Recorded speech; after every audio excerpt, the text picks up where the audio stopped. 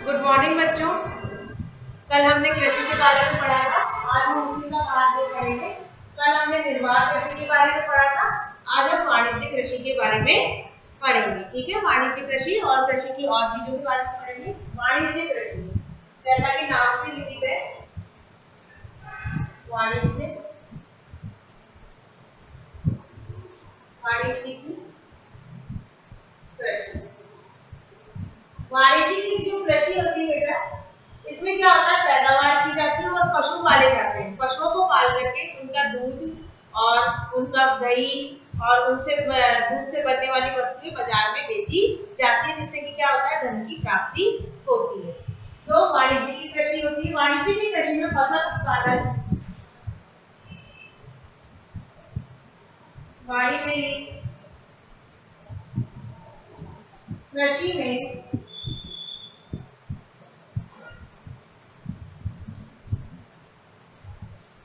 फसल उत्पादन तथा पशुपालन और बाजार में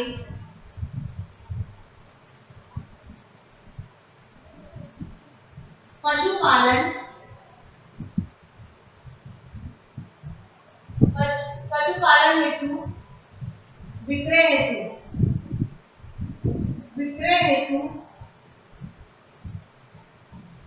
किया जाता है, यानी बेचने के लिए किया जाता है। विक्रय हेतु यानी बेचने के लिए किया जाता है। इसमें विस्तृत क्षेत्र और अधिक उपयोग किया जाता है। इसमें विस्तृत क्षेत्र का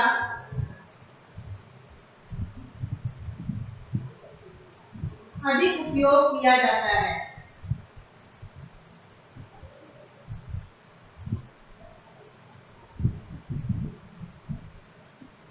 समझ में आ रहा है बच्चों? इसमें क्या होता है, एक बड़ा क्षेत्र होता है, उसका उपयोग किया जाता है। क्योंकि जब हम अधिक खेती करते हैं या अधिक पशुओं को पालते हैं तो हमें किसकी आवश्यकता होती है, बड़े क्षेत्र की आवश्यकता होती है। समझ में आ रहा है आपको? ठीक है। और अधिकांश कार्य मशीनों के द्वारा किया जाता है। अधिकांश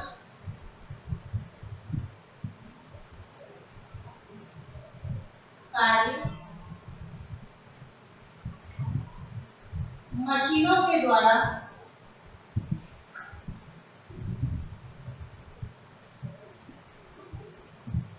किया जाता है, किया जाता है। जो कार्य होता है किसके द्वारा करते हैं, इसमें मशीनों के द्वारा करते हैं। और वाणिज्य की कृषि में अनाज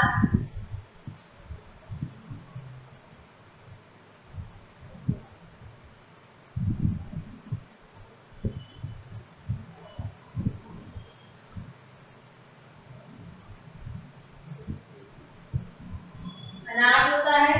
और इसमें वाणिज्य की अनाज कृषि और मिश्रित कृषि और रोपण कृषि भी शामिल है।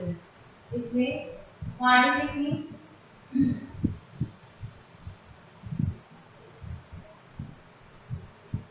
अनाज कृषि,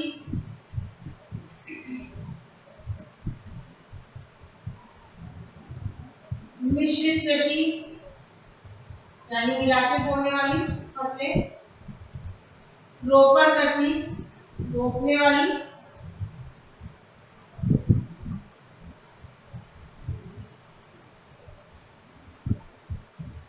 शामिल है। समझ में आया आपको बच्चों? वाणिज्य की कृषि क्या होती है, समझ में आया आपको? वाणिज्य की कृषि में फसल उत्पादन और बाजार में पशुपालन विक्रय हेतु किया जाता है, मतलब उनको बेचने के लिए किया जाता है। इसमें विस्तृत क्षेत्र का अधिक उपयोग किया जाता है, यानी बड़ा क्षेत्र होना चाहिए।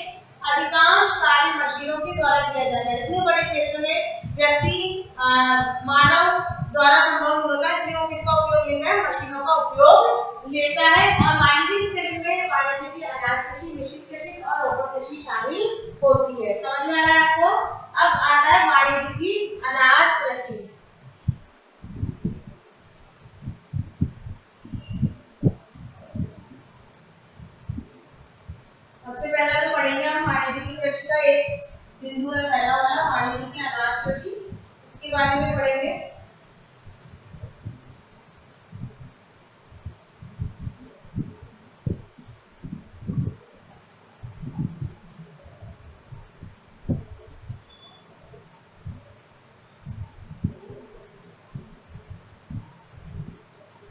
इस कृषि में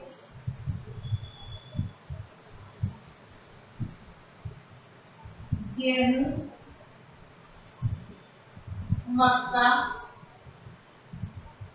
मक्का, और सामान्य रूप से उगाई जाने वाली फसलें हैं।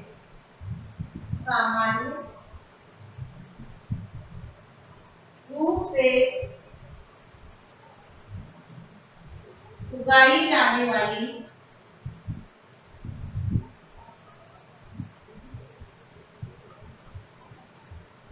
फसलें हैं।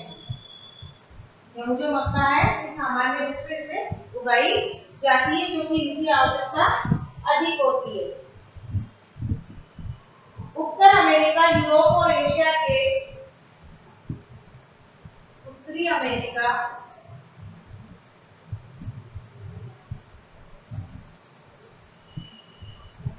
यूरोप व एशिया के कौन से प्रदेशों में शीतोष्ण घास के मैदान,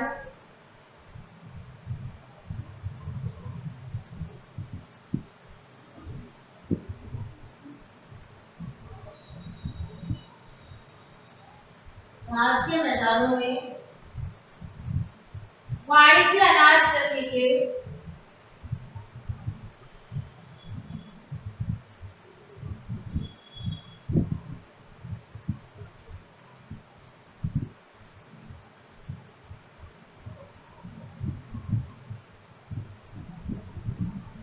प्रमुख क्षेत्र है।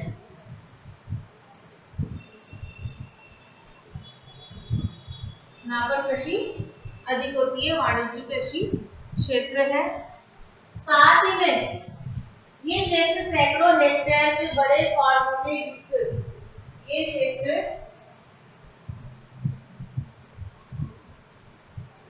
सैकड़ों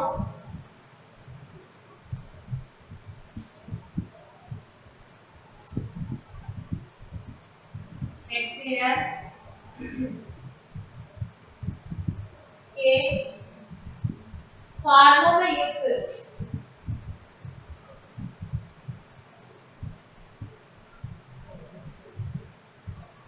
विरल आबादी में होते हैं। विरल आबादी में होते हैं। समझ में आया बच्चों? वाणिज्य अनाज कृषि होती है। इस कृषि में गेहूं, मक्का सामान्य रूप से उगाई जाने वाली फसलें हैं। उत्तरी अमेरिका, यूरोप और एशिया के शीतोष्ण घास के मैदान वाणिज्य अनाज कृषि के प्रमुख क्षेत्र हैं। ये क्षेत्र सैकड़ों हेक्टेयर के फार्मों में विरल आबादी में होती है। समझ में आ गया बच्चों यहाँ तक आपको वाणिज्य की अनाज कृषि के बारे में? अब आगे देखिए आप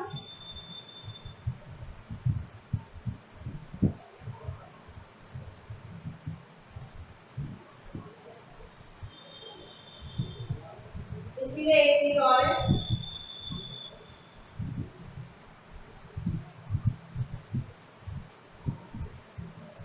अब हम आते हैं मिश्रित कृषि में।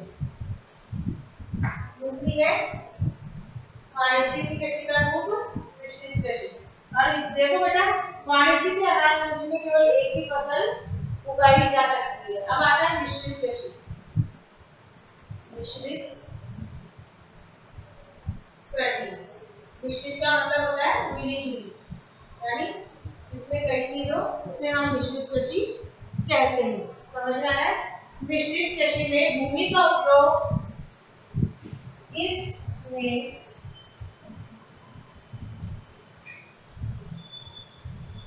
भूमि का उपयोग हम चारे की फसल उगाने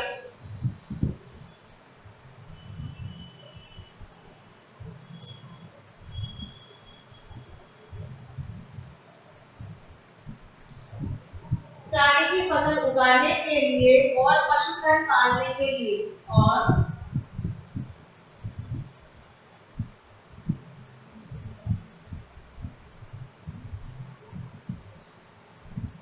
पालने के लिए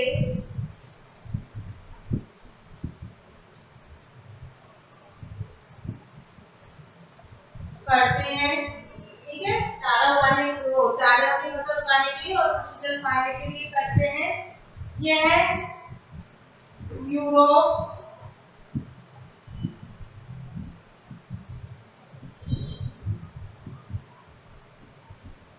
अर्जेंटीना,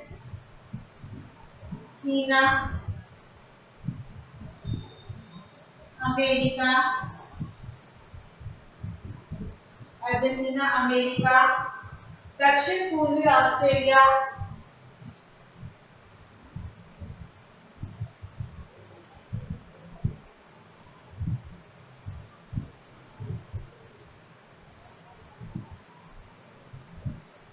तथा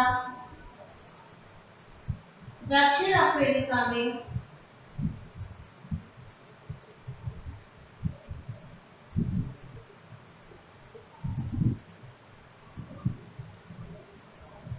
प्रचलित है। अधिकतर खेती यहाँ पर इस तरह की ज्यादा होती है। मिश्रित कृषि में देखिए भूमि का उपयोग चारे की फसल उगाने के लिए और पशुधन पालने के लिए किया जाता है। समझ में आ रहा है बच्चों आपको? ठीक है।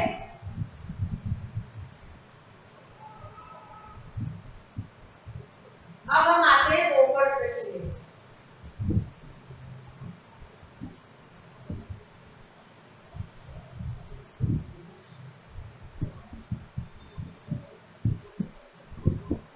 अभी हम वाणिज्य की कृषि के लिए मूव पढ़ रहे हैं। इसमें रोपड़ कृषि भी आती है।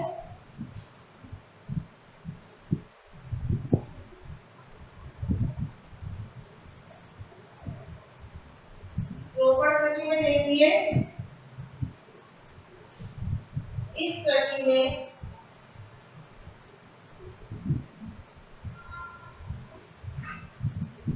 चाय, कॉफी, रबर, चाय, कॉफी, रबर, काजू, केला,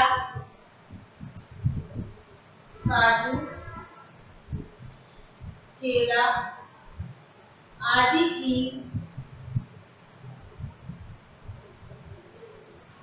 एकल फसल उगाई जाती है। इसमें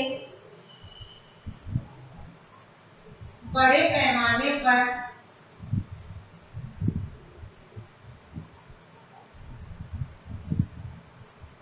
श्रमिक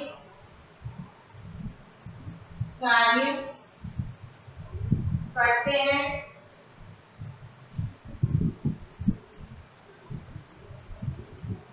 अधिक पूंजी की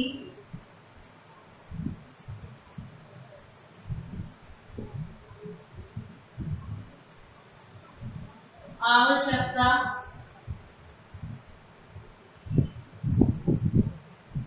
होती है। समझ में आया बच्चों? रोपड़ कृषि में बड़े पैमाने पर होती है। उत्पादन का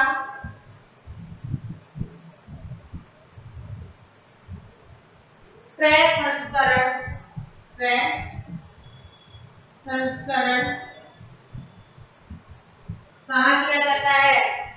खेतों पर या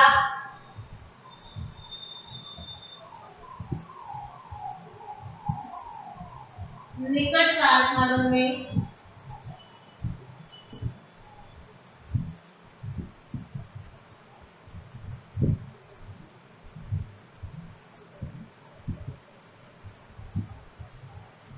किया जाता है। समझ आ रहा है बच्चों? निकट कारखानों में किया जाता है। कि रोपड़ कृषि है। इस कृषि में चाय, कॉफी, रबर, काजू, केला आदि की एकल फसल उगाई जाती है। जिसमें क्या होता है? बड़े पैमाने पर श्रमिक कार्य करें, अधिक जल की आवश्यकता होती है, श्रमिकों की आवश्यकता होती है, अधिक पूंजी की आवश्यकता होती है। उत्पादन का प्रसंस्करण खेतों पर यानी खेत के लिए उत्पादन करके और उस फसल को साफ सुथरा किया जाता है और निकट के कारखानों में भी किया जा सकता है। समझ में आपको रोपड़ कृषि के बारे में? अब आती है आपकी के मुख्य फसलें।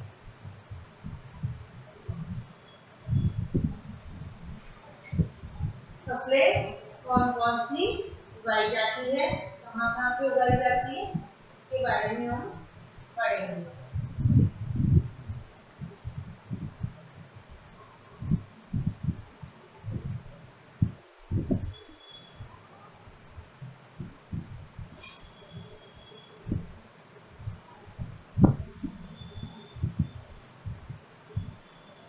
देखिए बच्चों, बढ़ती हुई जनसंख्या की आवश्यकताओं को पूरा करने के लिए आवश्यकताओं को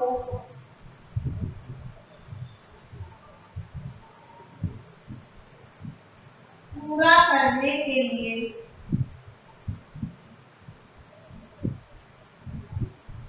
विभिन्न प्रकार की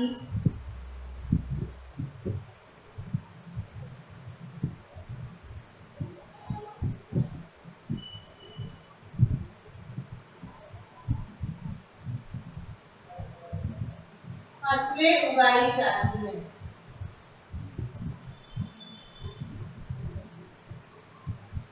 भाई जितनी जनसंख्या होगी उतना ही तो ज्यादा उत्पादन होगा, तो उनकी जो जो आवश्यकता होगी उसी के लिए क्या की जाती है, फसलें उगाई जाती है। ठीक है, फसलें उगाई जाती है। और फसलें कृषि आधारित उद्योग के लिए भी फसलें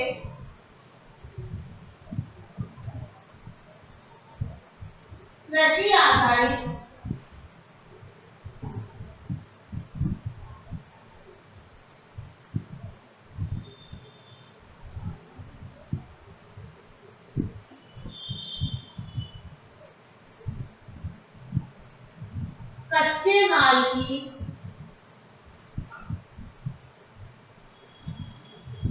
कच्चे माल की आपूर्ति करती है।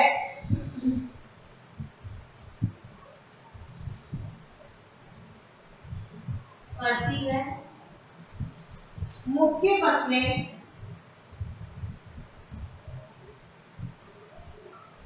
गेहूं, जौ, मक्का, बाजरा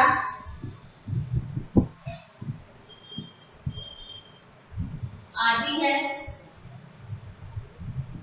जूट व पटसन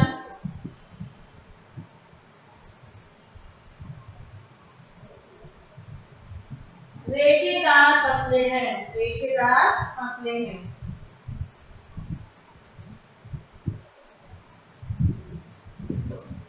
जूट और पटसन कैसी फसलें हैं, रेशेदार फसलें हैं।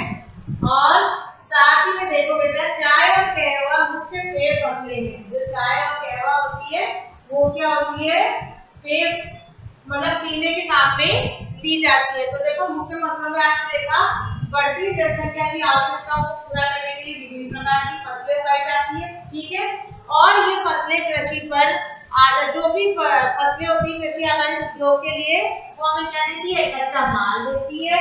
और मुख्य फसलें हमारी है गेहूं, जौ, मक्का, बाजरा, ये मुख्य फसलें कहलाती है। और जूट और जो पटसन होती है वो रेशेदार फसलें होती है। और चाय और कहवा क्या होता है, पेय फसलें होती है, मतलब उनको पीने के काम में किया जाता है। समझ में आ गया मुख्य। अब हम पढ़ने जा रहे हैं चावल के बारे में। सबसे पहली फसल कौन सी है, चावल की फसल। चावल की फसल के बारे में पढ़ेंगे।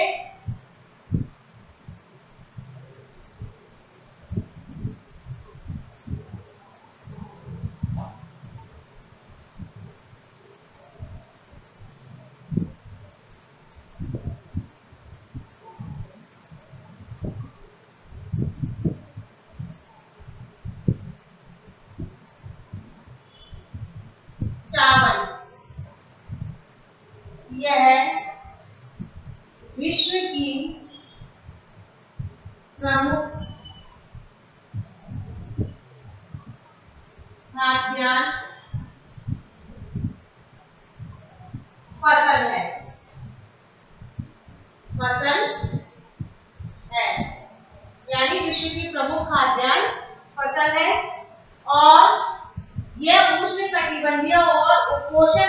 उष्णकटिबंधीय, ये है उष्ण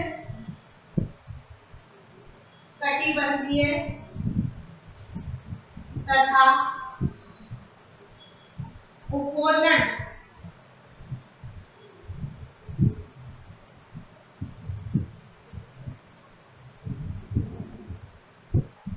कटिबंधीय उपोष्ण कटिबंधीय प्रदेशों का मुख्य आहार है। प्रदेशों का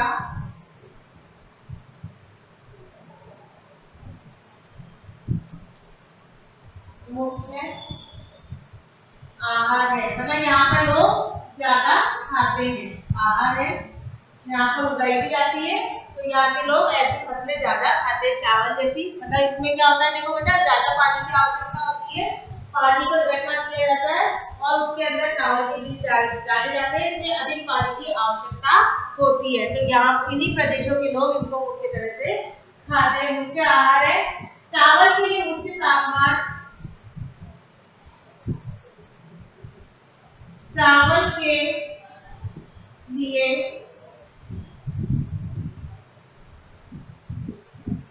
उच्च तापमान,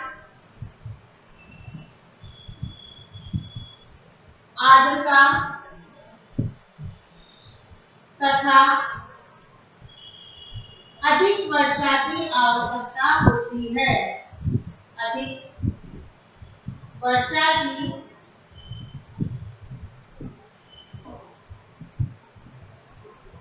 आवश्यकता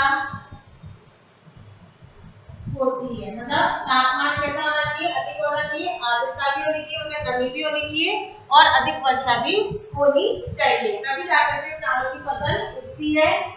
यह फसल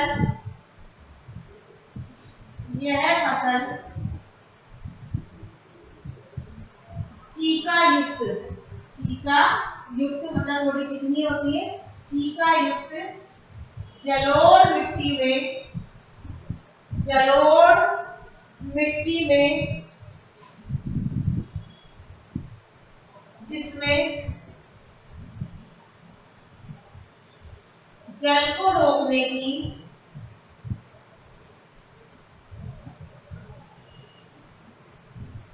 क्षमता हो, ऐसी मिट्टी में इस फसल को उगाया जाता है, जो कि क्या कर सके, पानी को रोक सके। ठीक है, क्योंकि इसके लिए अधिक पानी की आवश्यकता होती, पानी रुका हुआ होना चाहिए। ठीक, अब देखो आगे चावल में देख रहे हैं हम।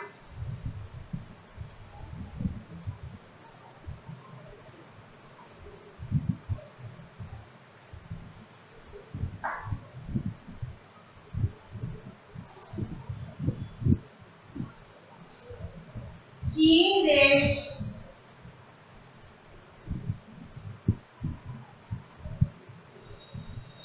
चावल को उगाने में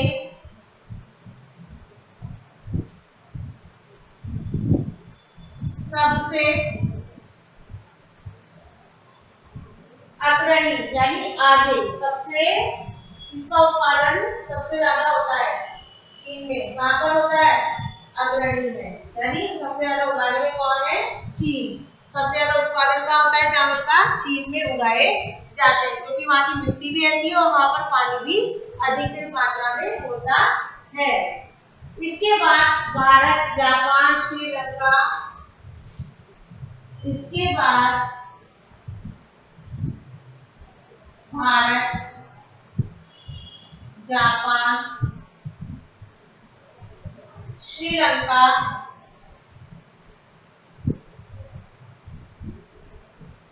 तथा मिस्र है। इसके बाद में चीन के बाद में भारत, जापान, श्रीलंका और मिस्र है, यहाँ पर अधिक मात्रा में चावल बोया जाता है। और अनुकूल जलवायु की दशाओं में, अनुकूल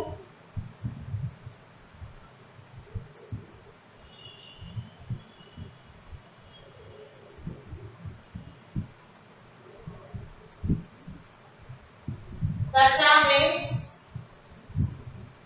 पश्चिमी बंगाल और बांग्लादेश में पश्चिमी बंगाल तथा बांग्लादेश में एक वर्ष में 2 से 3 फसलें उगाई जाती है। एक वर्ष में 2 से 3 फसलें उगाई जाती है।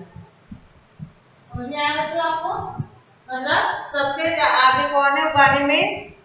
कौन है? चीन है। हाँ, इसके बाद भारत आता है, जापान आता है, श्रीलंका और मिस्र आता है।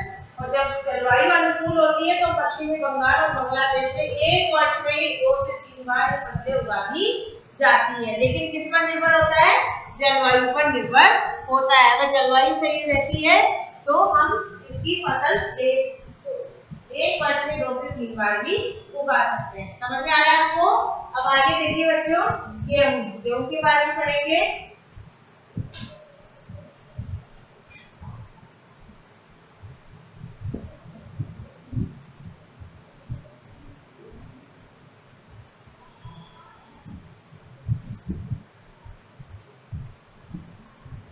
समझ में आ रहा है सभी बच्चों को? कॉपी में उतारते जाना फसलों के बारे में।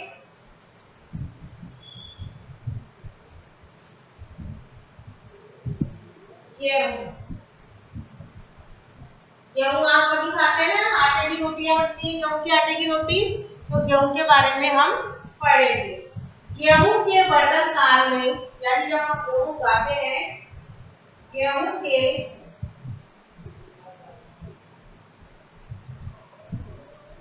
वर्धन काल में अधिक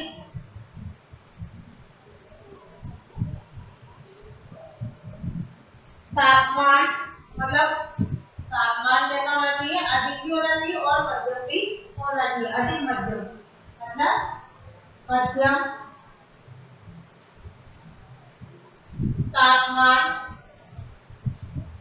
तापमान होना चाहिए। और जब फसल काटते हैं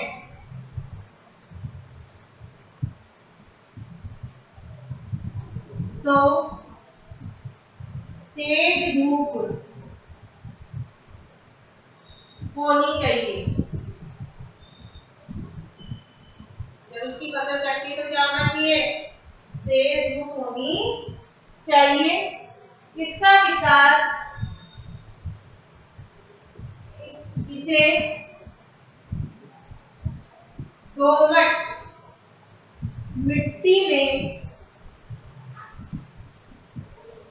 उगाया जाता है। जब दोमट मिट्टी होती है तब इसको क्या करता है? उसमें उगाया जाता है। और गेहूं संयुक्त राज्य अमेरिका, गेहूं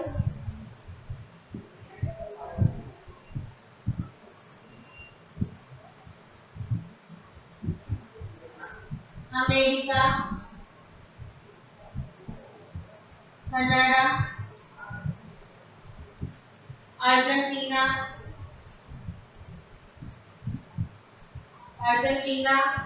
और रूस, यूक्रेन, भारत में उगाया जाता है। उगाया जाता है। भारत में यह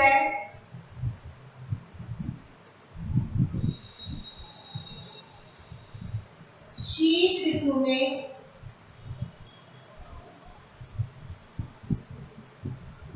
उगाया जाता है, क्योंकि इस समय तापमान कैसा होता है? मध्यम तापमान होता है।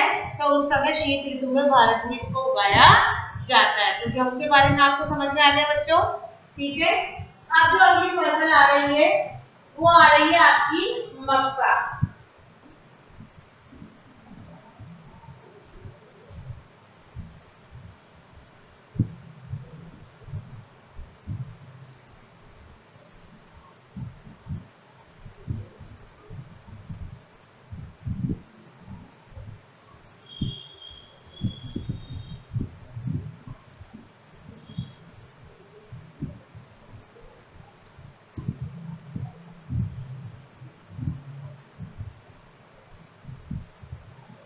इसके लिए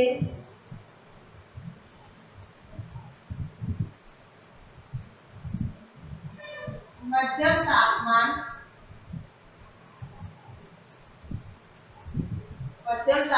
वर्षा और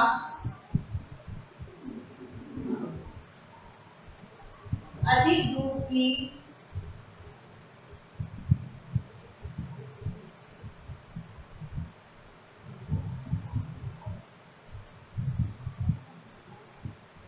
आवश्यकता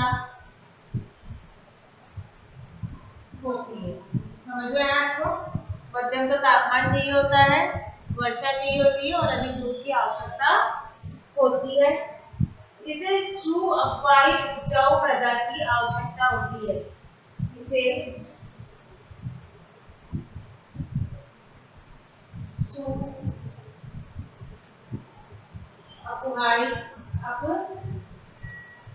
अपवाही मृदा की आवश्यकता होती है। मतलब जब नदियां अपने साथ में मिट्टी लेके आती है अपवाह तंत्र की, उसकी आवश्यकता इसको होती है। समझ में आ रहा है आपको? आवश्यकता होती है। मक्का उत्तर अमेरिका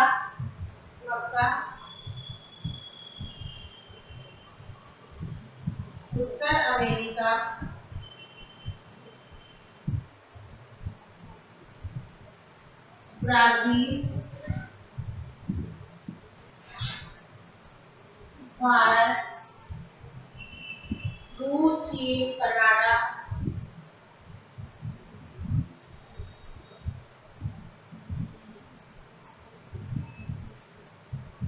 आदि देशों में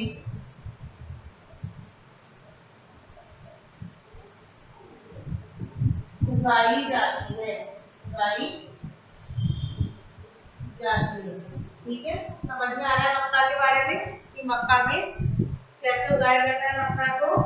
और अब हम पढ़ेंगे अगला कपास। कपास के बारे में पढ़ेंगे बेटा।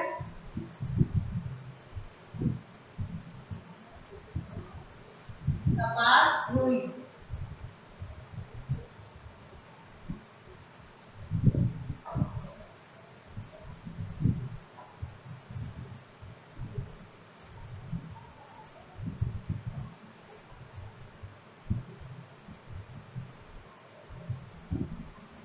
इसकी वृद्धि के लिए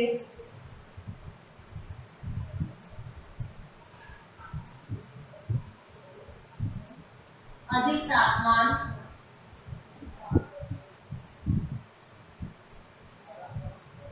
हल्की वर्षा,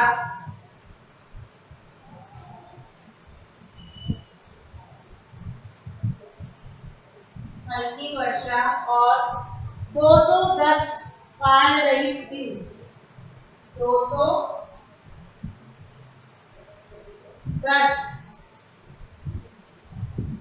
पाल रहित दिन, 210 पाल रहित दिन और तेज चमकीली धूप की आवश्यकता होती है। तेज चमकीली धूप की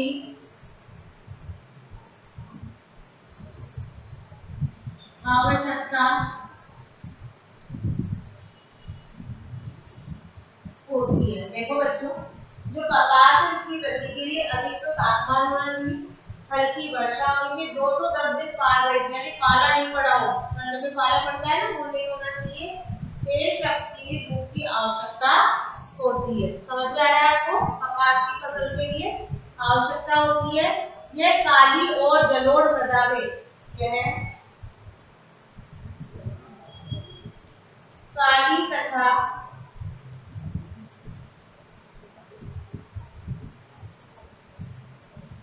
जलोढ़ मृदा में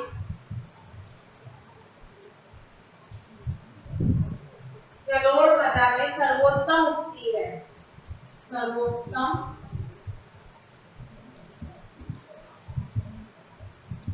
उगती है,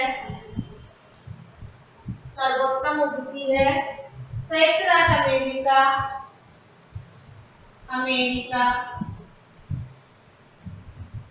ब्राजील,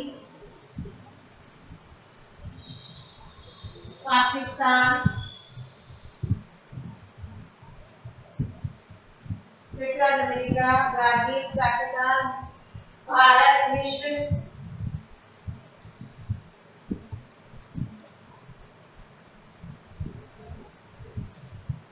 भारत, और विश्व में कपास का उत्पादन किया जाता है।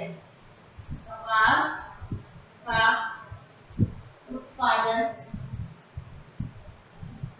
किया जाता है।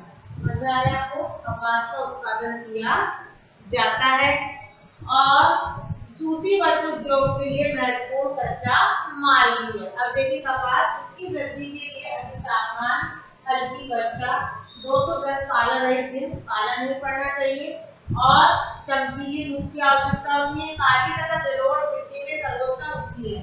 अमेरिका, ब्राजील, पाकिस्तान, भारत, ये ऐसे देश हैं जहाँ पर इसका उत्पादन किया जाता है। और यह सूती वस्त्र जो बनाए जाते हैं उसके लिए क्या करती है, हमारे लिए कच्चा माल भी होती है। इसमें क्या बनाए जाते हैं, सूती वस्त्र, इससे सूती वस्त्र बनाए जाते हैं। ठीक है बच्चों, समझ में आ रहा है आपको? अब हम आगे पढ़ेंगे पर्सन।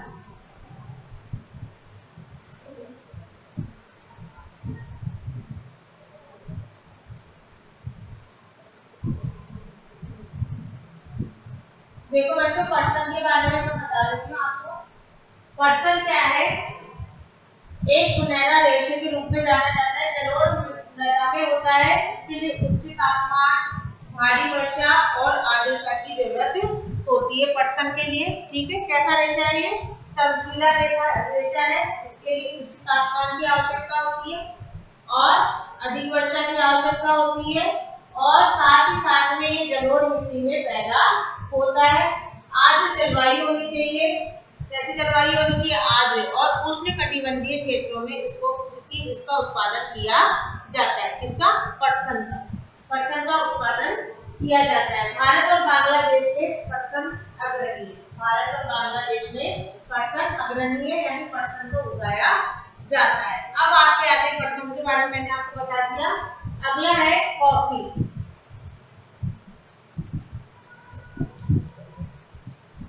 कॉफी,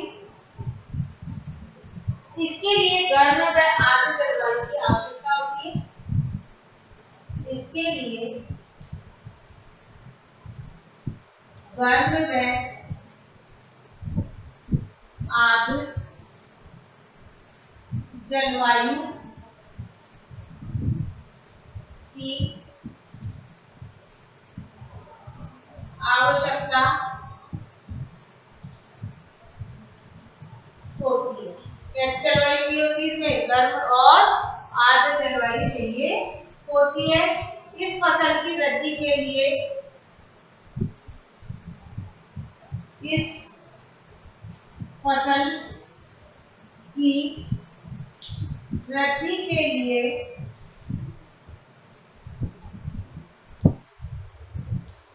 पर्वतीय ढलान भूमि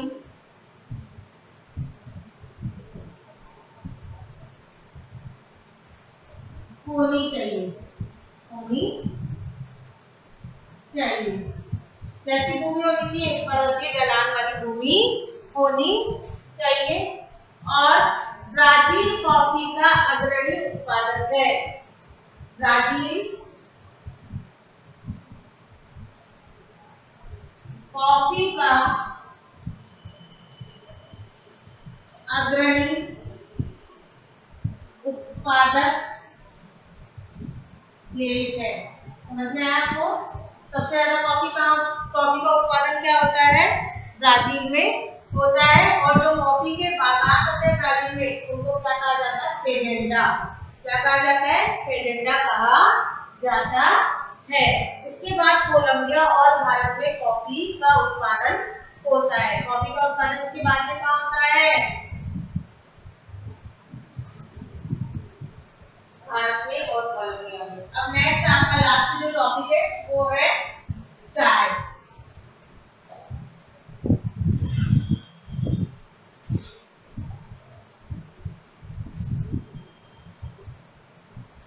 चाय तो आप सब पीते होंगे, ठीक है? चाय को बागानों में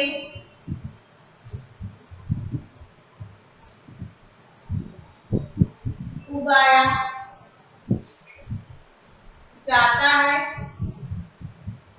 कहाँ उगाते हैं चाय को? बागानों में। कोमल पत्तियों की वृद्धि के लिए कोमल पत्तियों की वृद्धि के लिए किसकी आवश्यकता होती है? अत्यधिक ठंडी जलवायु, ठंडी जलवायु और क्या होना चाहिए? वर्ष भर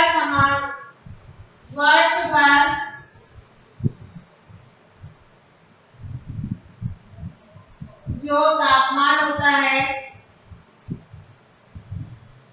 वो कैसा होना चाहिए? इसके लिए उच्च वर्षा वाला, उच्च वर्षा होनी चाहिए। उच्च वर्षा होनी चाहिए, मतलब अधिक वर्षा होगी वर्ष भर, तभी वहां पर क्या उगाई जा सकती है? चाय उगाई जा सकती है, ठीक है? और इसके लिए दोमट मिट्टी की आवश्यकता होती है। दोमट मिट्टी, कौन सी मिट्टी? दोमट मिट्टी और ढलान वाली भूमि। और साथ ही साथ इसमें क्या होता है? अधिक श्रमिकों की भी आवश्यकता होती है। अधिक श्रमिकों की